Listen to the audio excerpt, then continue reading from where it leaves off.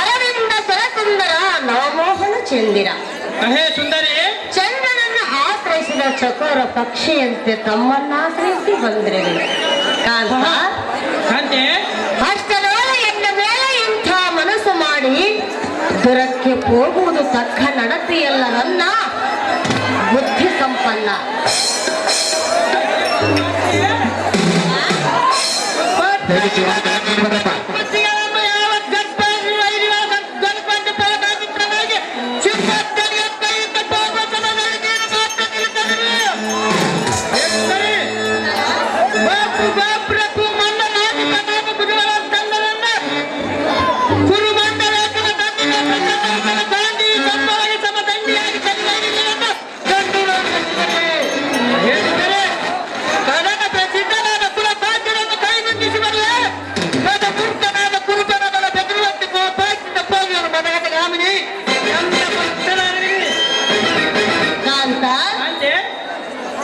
ಸತಿಯರ ಮಾತನ್ನು ಮೀರಿ ಯುದ್ಧಕ್ಕೆ ಹೋಗುವೆಯಾ? ಹೌದು ಕಾಂತೆ. ದುರದಾಸೆ ಮರೆ ಮಾಡು ಕಾಂತ. ಯುದ್ಧಕ್ಕೆ ಹೋಗಬೇಡ, ಸಹಜವಾಗಿ ಸರಿಯಲ್ಲ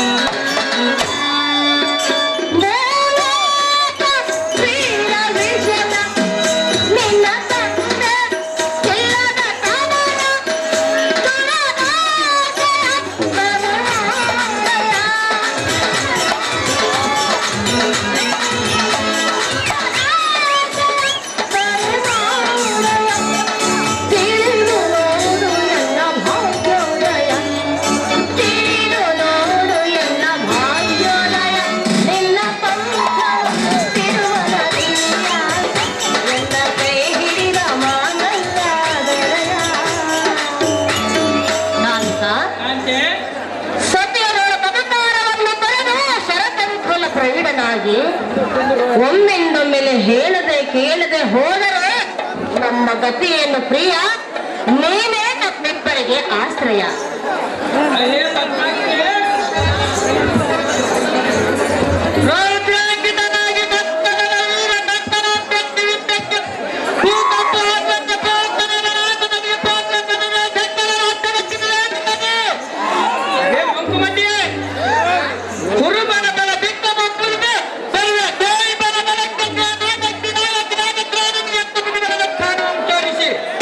ಮೇಲಾದವರ ಪ್ರೇಮೊಂದಿಗೆ ಮನಾಲಯ ತೋರಿಸಿ ಬರೆದನು.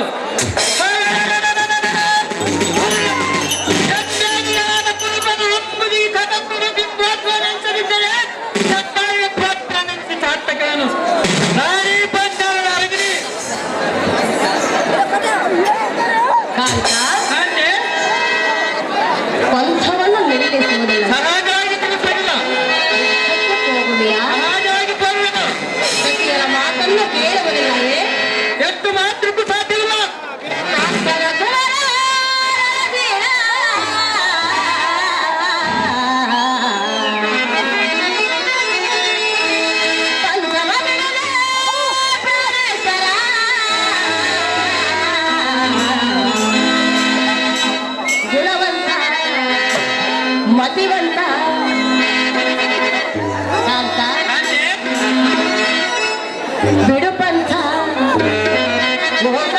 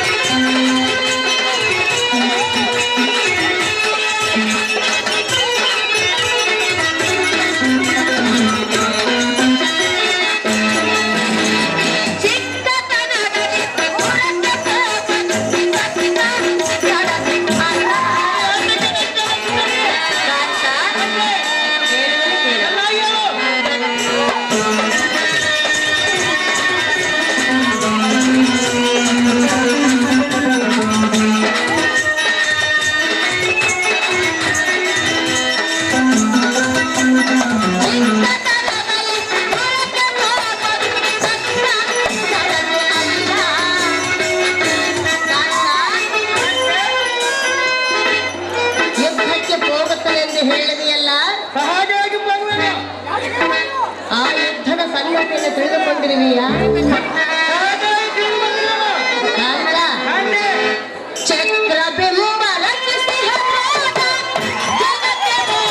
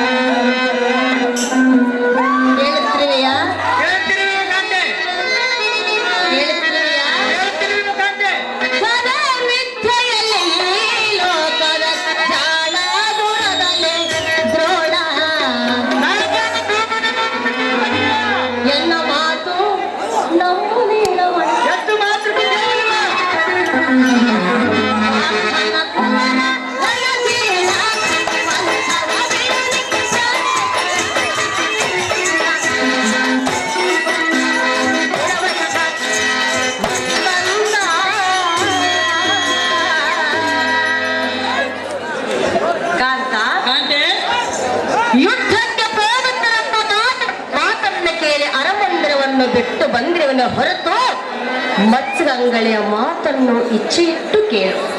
ಅದೇನು ಚೆನ್ನಾಗಿ ಹೇಳು. ವಲ್ಲಭ, ಒಲ್ಲದೆ ಬಾಲ್ಯದಲ್ಲಿ ವಿದ್ಯೆಯನ್ನು ಕಲಿಯಬೇಕು, ಯೌವನದಲ್ಲಿ ಧನಾಚಿತನಾಗಿರಬೇಕು, ಮುಪ್ಪಿನ ಕಾಲದಲ್ಲಿ ಶಿವಪಾರಾಯಣನಾಗಿರಬೇಕು. ಇದು ಸರ್ವರಿಗೂ ಅನುಕೂಲವಾದ ಪದ್ಧತಿ. ಸ್ಪೀಕರ್ ಬಿಡಪ್ಪ ಸರ್ಕಾರ ದುರಾಸೆಯನ್ನು ಮರೆ ಮಾಡು ಕಾಂತ. ಕಾಂತೆ ತ್ಯಜಿಸು ನಿನ್ನ ಪಂಥ. ಎಷ್ಟು ಮಾತ್ರಕ್ಕೂ ಸಾಧ್ಯವಿಲ್ಲ. ಅದೇ ಮುಂದವರೆಗೆ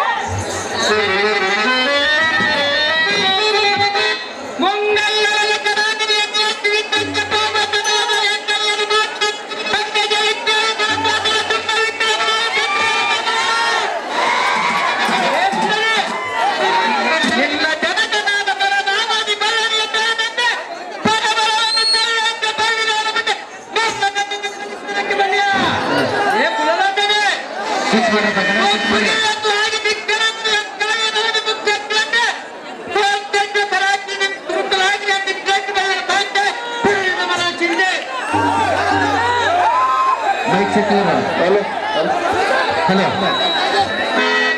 ಯಾರಾದ್ರೂ ನಮ್ಮ ಹಿರಿಯರು ಬಂದ ಮೊದಲು ಅವ್ರನ್ನ ಕುಂದಿಸ್ರಪ್ಪ. ಈ ಸ್ಟೇಜಿನ ಪಕ್ಕದಲ್ಲಿ ನಿಂತಿರ್ತಕ್ಕಂಥವ್ರು ದಯವಿಟ್ಟು ಎಲ್ಲರೂ ಕೂಡ್ಬೇಕು, ಸಾಕಣಿಸ್ಬೇಕು, ಜಾಗ ಬಹಳ ಕಡಿಮೆ.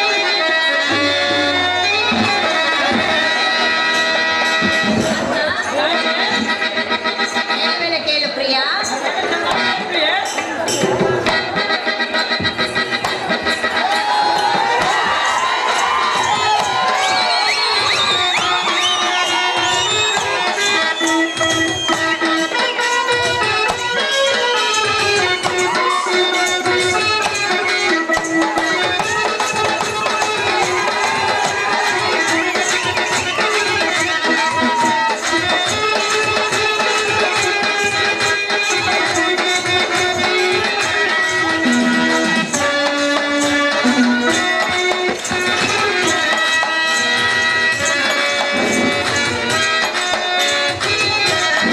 ಹಲೋ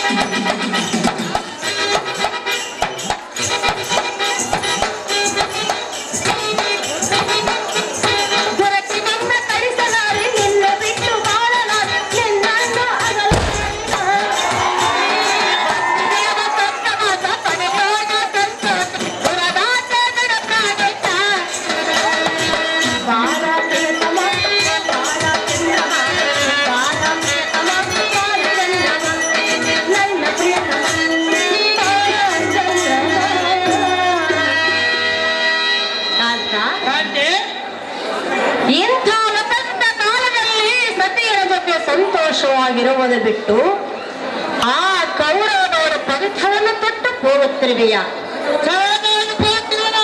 ಸತಿಯರ ಮಾತನ್ನು ಮೀರಿ ಯುದ್ಧಕ್ಕೆ ಹೋಗಬೇಡ ಕಾಂತ ಮಹಾಬುದ್ಧಿವಂತ.